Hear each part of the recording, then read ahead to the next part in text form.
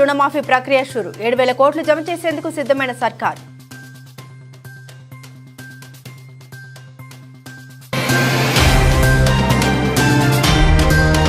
నేటి నుండి ఏపీలో జనసేన పార్టీ సభ్యత్వ నమోదు కార్యక్రమం. 10 లక్షల మందికి పైగా పార్టీ సభ్యత్వం కల్పించాలని అధికారులకు ఆదేశం.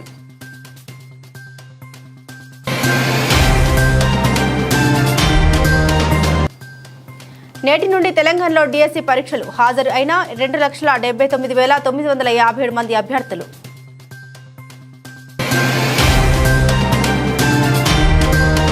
పల్నాడు జిల్లా వినుకొండలో దారుణం. నడి రోడ్డుపై అందరూ చూస్తుండగానే ఓ వ్యక్తి దారుణ హత్య.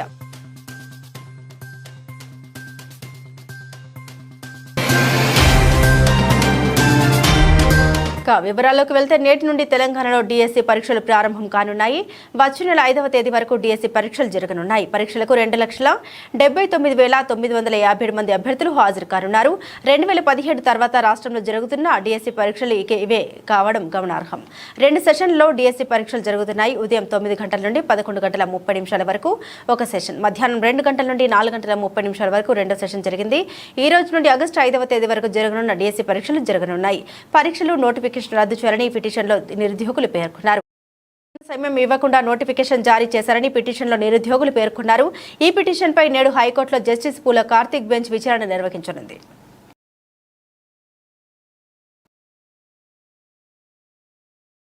నేటి నుండి జనసేన పార్టీ సభ్యత్వ నమోదు కార్యక్రమం ప్రారంభం కాబోతుంది. నెల 18 నుండి క్రియాశీలక సభ్యత్వ నమోదు కార్యక్రమం ప్రారంభించాలని అధినేత పవన్ కళ్యాణ్ ఆదేశించారు.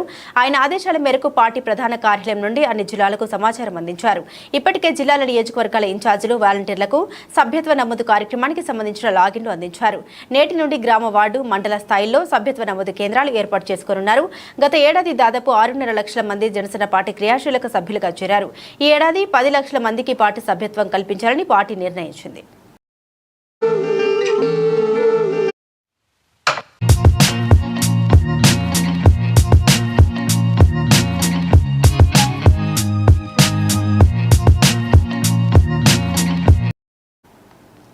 రైతులు ఎదురు చూస్తున్న రుణమాఫీ నేటి నుండి ప్రారంభం కానుంది.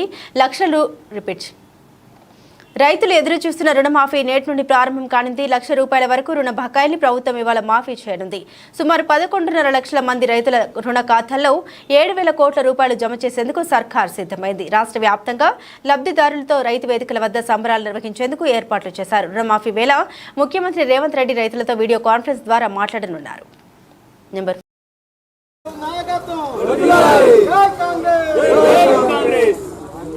స్పీచ్ చేయాలి, అట్ట కాదు.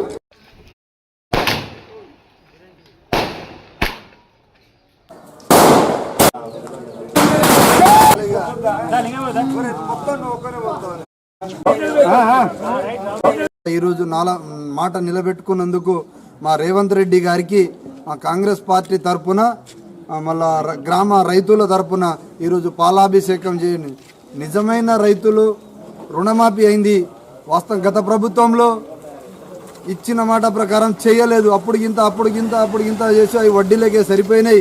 కానీ ఇప్పుడు రేవంత్ రెడ్డి మాత్రం ఏకకాలంలో ఒక్క రైతుకు ₹1,00,000 రుణమాఫీ అయింది. ఇలా 1,00,000 లోపు, కానీ వచ్చే వారం 15 రోజుల్లోగా 2 లక్షల వరకు అందరికీ రుణమాఫీలు అవుతాయి. ఇది కాంగ్రెస్ పార్టీ ఎలక్షన్ మేనిఫెస్టోలో పెట్టినందుకు, మాట నిలబెట్టుకున్నందుకు రేవంత్ రెడ్డి గారికి ధన్యవాదాలు తెలుపుతున్నాం. మన కాంగ్రెస్ పార్టీ ఇచ్చిన మేనిఫెస్టోలో ఏకకాలంలో 2 లక్షల రుణమాఫీని చేసి తీరుతాం అని చెప్పారు. అదేవిధంగా తనకి సీఎం రేవంత్ రెడ్డి గారు తనకి ఇచ్చిన మాటను నిలబెట్టుకొని ఈరోజు ఏకకాలంలో 2 లక్షల రుణమాఫీని జరిగింది. కాబట్టి ఈ పండుగ వాతావరణాన్ని రైతులు చాలా పండుగ జరుపుకోవాల్సిందిగా కోరుకుంటున్నాం. అలాగే వినుకొండలో దారుణ హత్య స్థానికుల్ని భయభ్రాంతులకు గురి చేసింది. షేక్ జిలానీ అనే వ్యక్తి కొబ్బరి బోండల కత్తితో రషీద్ అనే వ్యక్తిపై విచక్షణ రహితంగా నరికాడు. దీంతో రషీద్ తీవ్ర గాయాలతో మరణించాడు. నిందితుడిని అదుపులోకి తీసుకుని పోలీసులు విచారిస్తున్నారు. దారుణం, ఘోరం, భయానకం. పల్నాడు జిల్లా వినుకొండలో జరిగిన మర్డర్ గురించి చెప్పడానికి ఈ పదాలేవి సరిపోవు. అంత దారుణంగా, భయానకంగా ఈ హత్య జరిగింది. నడి రోడ్డుపై అందరూ చూస్తుండగానే వైసీపీ కార్యకర్త రషీద్ ను కత్తితో తెగ నరికాడు ప్రత్యర్థి జిలానీ. వినుకొండ బస్టాండ్ సెంటర్లో జరిగిన ఈ దారుణ మర్డర్ ను లైవ్ లో చూశారు. అక్కడి ప్రజలు నరికేటప్పుడు కాదు, ఆ తర్వాత కూడా ఒళ్ళు గగురు పొడిచేలా ఉన్నాయి అక్కడి దృశ్యాలు. రేపు ఉదయం వైఎస్ జగన్మోహన్ రెడ్డి వినుకొండలో పర్యటిస్తారని మాజీ ఎమ్మెల్యే బొల్ల బ్రహ్మనాయుడు తెలిపారు. ఇదిలా ఉంటే రషీద్ హత్యపైన మాజీ ఎమ్మెల్యే బొల్ల బ్రహ్మనాయుడు మాట్లాడారు.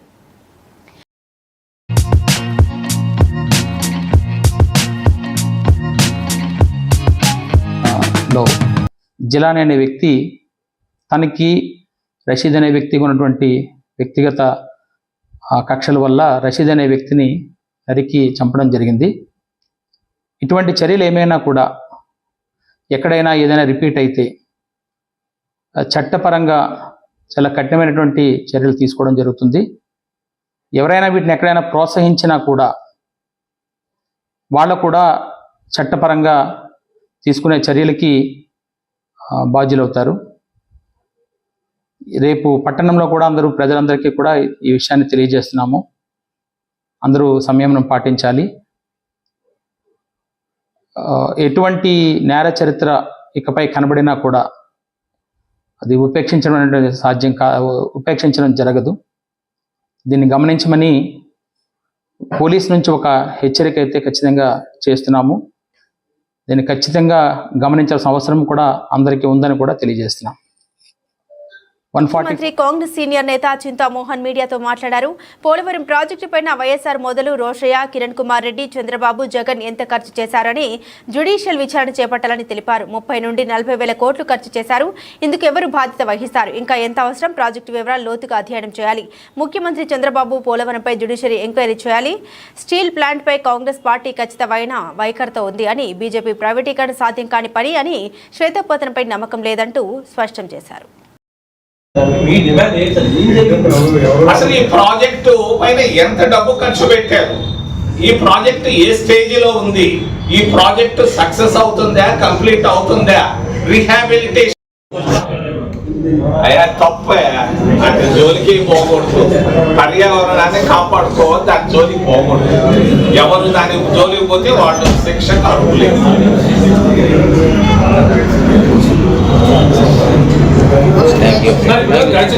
ఇటీవల జరిగిన ఎన్నికల ఫలితాలు మీరు ఏ విధంగా విశ్లేషిస్తారు సార్? అయ్యా అదేదో సామెత చెప్తారు, ఏదో పుట్టి తప్పి బయటపడ్డాడని. అది గెలుపు కాదది. అది ఆయన నిన్న ఒక ఆయన చెప్పుకొచ్చాడు, ఇది మునిగిపోయే షిప్ అని చెప్పాడు. ఆ మునిగిపోయే షిప్ ఎప్పుడు మునిగిపోతుంది అనేది నాకు తెలియదు, కానీ మొత్తానికి ఏదో ఒక రోజు మునిగిపోవడం. వ్యవహరించి ప్రజాస్వామ్యాన్ని అపహాస్యం చేసినప్పుడల్లా ప్రజాపక్షం వహించిన మహానీయుడు రామోజీరావు అని ప్రముఖులు స్మరించుకున్నారు. సికింద్రాబాద్ ఇంపీరియల్ గార్డెన్ లో బ్రహ్మకుమారి ఆధ్వర్యంలో రామోజీరావు సంస్మరణ సభ నిర్వహించారు. ఈ సభకు సినీ రాజకీయ ప్రముఖులు సహా రామోజీరావు కుటుంబ సభ్యులు హాజరయ్యారు. మాజీ ఉపరాష్ట్రపతి వెంకయ్య నాయుడు, తెలంగాణ మంత్రులు తుమ్మల నాగేశ్వరరావు, పొన్నం ప్రభాకర్, సినీ నటుడు మురళీమోహన్, సుమన్, ఎమ్మెల్యే కామినేని శ్రీనివాస్ సహా పలువురు పాల్గొన్నారు.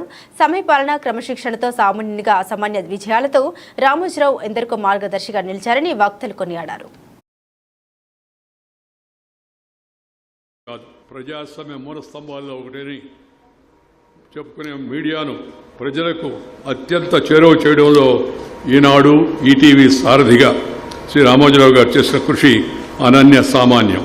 మీరు ఎవరి పక్షమని శ్రీ రామోజీరావు గారిని అడిగితే చాలామంది చాలా రకాలుగా చెబుతూ ఉంటారు. ఆయన ఒక సందర్భంలో మాట్లాడుతూ నాతో నేను ప్రజల పక్షం అని చెప్పాడు.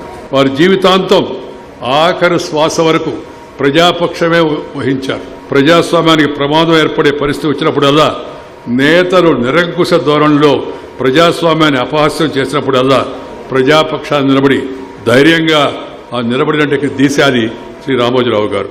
ఈ యొక్క తెలుగు జాతికే కాకుండా భారత జాతికి కూడా మార్గదర్శకుడిగా ఈనాడు ఆయన ప్రవేశపెట్టినటువంటి ఏ పని అయినా సరే, స్థాపించినటువంటి ఏ సంస్థ అయినా సరే నెంబర్ 1గా ఉండాలనేది ఆయన కోరిక. నెంబర్ 2 ఆయనకి ఇష్టం ఉండదు. నేను సామాన్య రైతు కుటుంబంలో ఉంటే 1982లోనే నా పేరును గుర్తించి పూజ్యులు ఎన్టీ రామారావు గారికి ఇవ్వటం నాకు కూడా తెలీదు. నేను గెలిచిన తర్వాత వెళ్ళి కలిస్తే నీ పేరు నేనే పంపించాను నాగేశ్వరరావు అని చెప్పారు.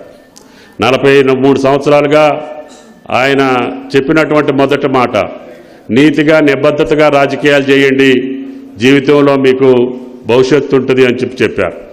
అదే పద్ధతిలో ఆయన మాటకు అనుగుణంగా ఆనాటి పూజ్యులు ఎన్టీ రామారావు గారి బాటలో నాకు 43 సంవత్సరాలు రాజకీయాల్లో ఉండే అవకాశం వచ్చింది. ఒకసారి అమెరికాలో తానా మహాసభలు జరుగుతూ ఉంటాయి.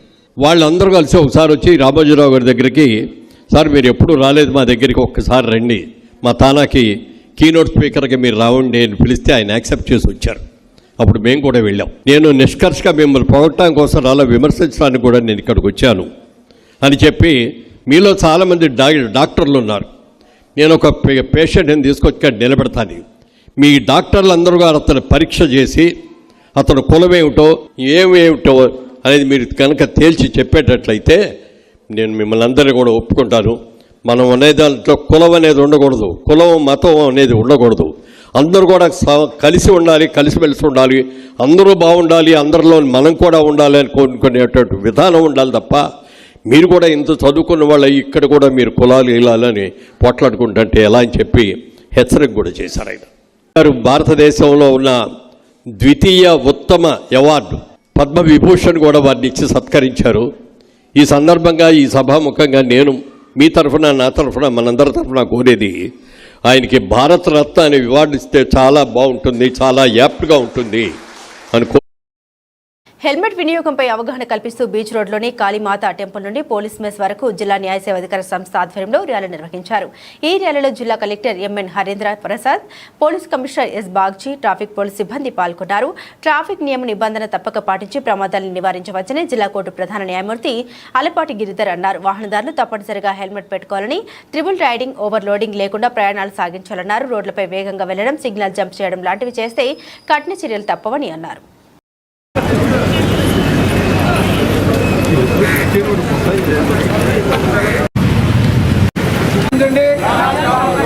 హైకోర్టు ఉత్తర్వుల మేరకి ఈ హెల్మెట్ మీద అవేర్నెస్, దానివల్ల ధరించినందువల్ల ఉపయోగాలు ఏంటి అనే దాని మీద, దాంతోపాటు రోడ్ సేఫ్టీ మెజర్స్ అన్నిటి మీద కూడా ఇవాళ ఈ ర్యాలీ చేయడం జరిగింది.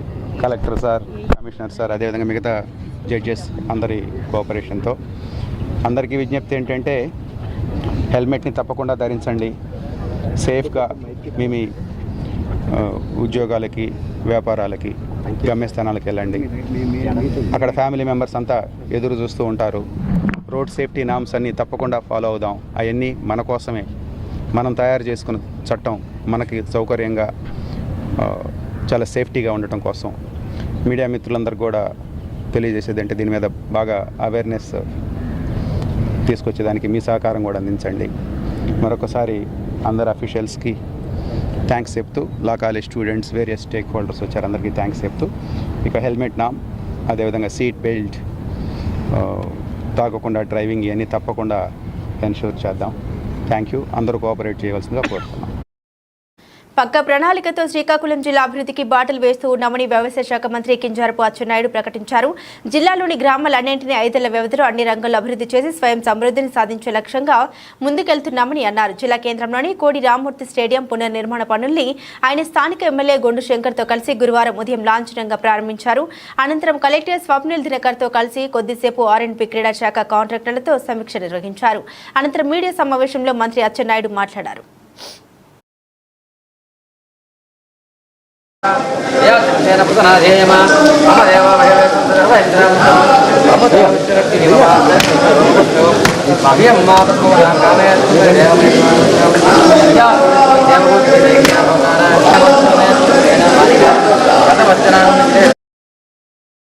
జిల్లా కేంద్రంలో ఏళ్ల తరబడి 2 ప్రధాన స్టేడియం, శ్రీకాకుళం అముదల వలస రహదారి సమస్యలు ఎప్పుడు పరిష్కారం అవుతాయోనని గత ప్రభుత్వం మీద నమ్మకం లేక జిల్లా ప్రజానికం దేవుడి మీద భారం వేసిందని, ఇప్పుడు వారి ఆశలు నెరవేరే రోజు వచ్చిందని అన్నారు. స్టేడియం పూర్తి చేసేందుకు కాంట్రాక్టర్కి 2 ఏళ్ల సమయం ఉన్నప్పటికీ 9 నెలల్లో పూర్తి చేయాలని కోరామని, ఏడాదిలోపే పూర్తి చేసే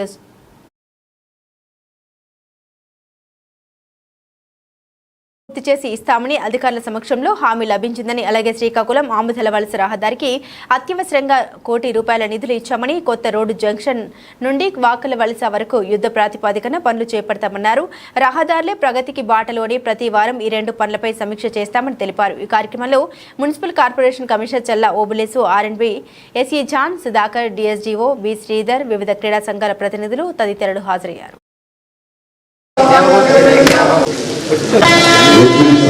మాట్లాడి మళ్ళీ కాంట్రాక్ట్స్ తో మాట్లాడారు. ఇమీడియట్ గా శ్రీకాకుళం నియోజకవర్గం వరకు ఏదైతే ఆ రోడ్డుకి వరుసగా ఉందో అది పూర్తి చేయాలంటే నీకేం కావాలి? ప్రభుత్వం నుంచి డబ్బులు రావడానికి ఆలస్యమైన మేము లోకల్గా ఏర్పాటు చేస్తాం. నువ్వు ఎట్టి పరిస్థితుల్లో పనులు చేయాలంటే నాకు విటమిన్ ఇప్పించండి సార్, చేస్తామని చెప్పారు. మేమిద్దరం మాట్లాడి విటమిన్ ఎక్కడ దొరుకుతుందో చూసి వాళ్ళతో చెప్పి మేము సూర్యుని ఇచ్చి ₹1 కోటి విటమిన్ అని అప్పచెప్పి పనులు ప్రారంభించాం. అంటే అధికారంలో ఉన్నటువంటి వ్యక్తులు అనుకుంటే జరగనేది ఉండదు. అందులో ప్రాధాన్యత ఉంటుంది. చాలా మంది చాలా పనులు అడుగుతారు. అన్ని ఒకసారి చేయాలంటే ఏ ప్రభుత్వానికి ఏ నాయకుడికి సాధ్యపడదు. కానీ ఎక్కువ శాతం ప్రజలు ఇబ్బంది పడుతున్నటువంటి సమస్యలు అత్యంత ప్రాధాన్యతగా తీసుకొని పూర్తి చేయవలసిన బాధ్యత ప్రభుత్వం పైన, నాయకులపై ఉంటుంది. గత 5 సంవత్సరాలు ఆ ప్రయత్నమే ఎవరు చేయలేదు. ఒక్క రోజు లేదు. ఈ స్టేడియం మీద రివ్యూ చేయడం కానీ, ఆ రోడ్డు మీద రివ్యూ చేయడం కానీ, జిల్లాలో ఉన్నటువంటి ఇరిగేషన్ ప్రాజెక్టుల మీద రివ్యూ చేయడం కానీ, జిల్లా అభివృద్ధి మీద రివ్యూ చేయడం కానీ ఎప్పుడు నేను చూడలేదు. మీకు ఒక బెస్ట్ ఎగ్జాంపుల్, గత 5 సంవత్సరాలు వంశధార నీరు చివరి ప్రాంతాల వాళ్ళు చూసి 5 సంవత్సరాలు అయింది. ఎంత వ్యవస్థ పెట్టుకొని, ఎంతమంది డాక్టర్లు పెట్టుకుని సింపుల్ నాకెందుకు బాగా రెఫరెన్స్ రాస్తామనుకోండి, పేషెంట్ ఏమంటారు ఇక్కడ ఫెసిలిటీ లేదు, నా ఆరోగ్యం ధరించండి, ప్రాణాలు కాపాడుకోండి. ద్విచక్ర వాహనాలపై ప్రయాణించే ప్రయాణికులు ముందు వెనుక కూడా హెల్మెట్లు ధరించాలని, కుటుంబం యొక్క భద్రత కూడా కాపాడుకోవాలని, అదేవిధంగా వాహనాలు కార్లు ప్రయాణించేసిన ధరించి ప్రయాణించాలని నల్లవంతెన కోర్టు వద్ద నుండి గడియార స్తంభం సెంటర్ వరకు విద్యార్థులు ఆటో కార్మికులతో కలిసి ర్యాలీ నిర్వహించారు. 2వ అదనపు న్యాయమూర్తి మండల లీగల్ సెల్ అధ్యక్షులు వి నరేష్ కోరారు. నెంబర్ 6 హెల్మెట్ ధరించండి, ప్రాణాలు కాపాడండి. హెల్మెట్ ధరించండి, ప్రాణాలు కాపాడుకోండి. హెల్మెట్ ధరించండి, ప్రాణాలు కాపాడుకోండి.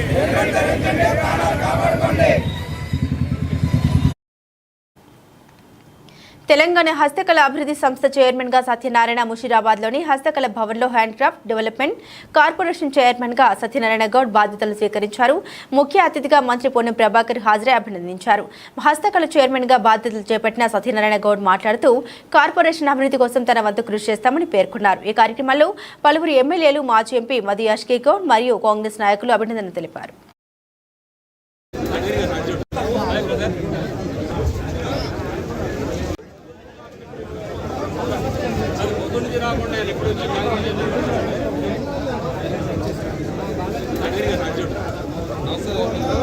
మాతో పాటు శ్రమలో ఉన్నాడు, మనోడు కూడా రాశాడు. మనోడు కూడా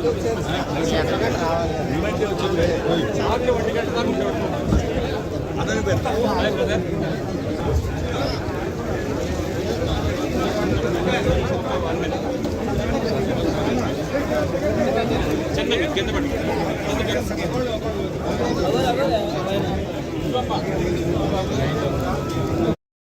హైదరాబాద్ సైన్స్ సింపోజియం కు ఇంకా 1 నెల సమయం ఉంది. లాస్ limited pharma news repeat pharmacy regulatory సమర్పణ కోసం నిపుణులైన సైంటిఫిక్ రిస్క్ అసైన్మెంట్లను అందించడానికి లాసా లిమిటెడ్ హైదరాబాద్లో కాన్ఫరెన్స్ నిర్వహించారు. లారస్ ల్యాబ్స్ సంస్థ గెస్ట్ స్పీకర్ ముజఫర్ ఖాన్ మాట్లాడుతూ నైట్లో సమైన్ రిస్క్ అసైన్మెంట్, ICH-M7 నియంత్రణ వ్యూహాలు, NDSRIల కోసం ఆమోదయోగ్యమైన ఇంటెక్ పరిమితుల్ని ఏర్పాటు చేయడం మరియు మరిన్నింటి గురించి చర్చించడానికి అత్యుత్తమ లైనప్ స్పీకర్లను ఇవాళ ప్రకటించినందుకు మేము సంతోషిస్తున్నట్లు తెలిపారు. ఈ కార్యక్రమంలో US FDA అధికారి Barbara Scott, Teva speaker Rafael Nudelman, అమ్మా గ్రూప్ స్పీకర్ మార్టిన్ వాల్టర్, స్పెక్టా కన్సల్టేరియా నటర్నల్ సెక్రటరీ తదితర ఫార్మాసిటికల్ నిపుణులు పాల్గొన్నారు. In different perspective you speak. Okay. Yeah. Hi, my name's Emma and I work in marketing at LASA. It's been great organising this event and seeing it come to life. There's been so many people, everybody's so friendly, and I've had just such a great time all around. Farhan and I work in Laurus Labs Limited, India. I was the guest speaker in this LASA's first of its kind symposium in India. I have huge respect for the initiative that LASA Limited has taken, and it was actually a free of cost seminar, and the knowledge that was exchanged is phenomenal on the sensitized topic of nitrosamine. So Dr. David is considered as the father of nitrosamines.